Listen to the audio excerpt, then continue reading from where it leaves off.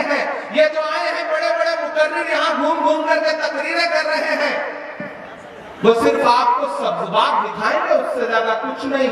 सरे मिंबर वो ख्वाबों के महल तामीर करते हैं, इलाजे गम नहीं करते, फकत तकरीर करते हैं। तकरीरों के अलावा कुछ भी नहीं है।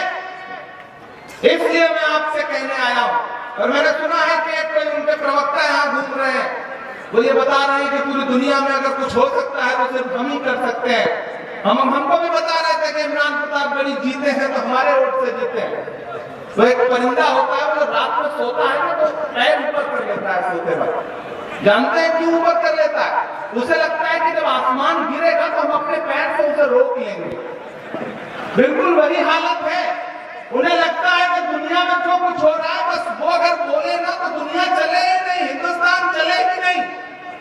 उन्हें एहसास दिलाइए कि नहीं भैया, ये जबलपुर है, ये जबलपुर के समझदार लोग हैं, आप यहाँ मौजूद हैं, आप जानते हैं, आप मेरी शायरी के हवाले से मुझे पहचानते हैं, लेकिन मेरा खुदा गवाह है कि 2022 से जब से हिंदुस्तान की पार्लियामेंट में पहुंचा हूं, एक दिन भी ऐसा नहीं लम्हा गुजरा है। विवेक तन्खा जी इस बात के गवाह हैं, जब से पार्लियामेंट पहुंचा हूं, कभी नजीब के लिए लड़ रहा हूं, कभी बुनकरों के लिए लड़ रहा हूं, कभी बिल्किस के लिए लड़ रहा हूं, कभी स्टूडेंट्स के लिए लड़ रहा हूं, कभी जामिया के लिए लड़ रहा हूं, कभी महंगाई के खिलाफ लड़ रहा हूं। एक भी दिन हम खामोशी से नहीं बैठे हैं। हम आपके मुद्दों पर बुनियादी तौर पर लड़ रहे हैं, और इसलिए लड़ रहे हैं क्योंकि हम जिसके सिपाही हैं, हम जिसकी क़यादत में अपनी सियासत कर रहे हैं, उस शख्सियत का नाम राहुल गांधी है, और उसका ऐलान है कि नफरत के बाजार में मोहब्बत की दुकान खोल रहा हूं।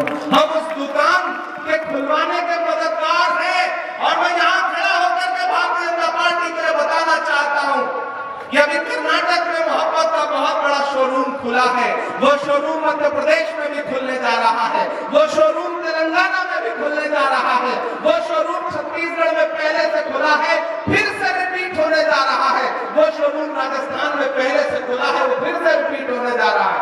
इन 4 राज्यों के चुनाव में भाजपा के लिए कुछ है नहीं। जबलपुर वालों, ये जो चुनाव है ये सिर्फ असेंबली का चुनाव नहीं है, ये 2024 का सेमीफाइनल है। इसलिए भाजपा बहुत परेशान है। इसलिए मैंने सुना है कि कल अमित शाह जी आ रहे हैं, परसों हो सकता है ओवैसी जी भी आ जाए, क्योंकि अमित शाह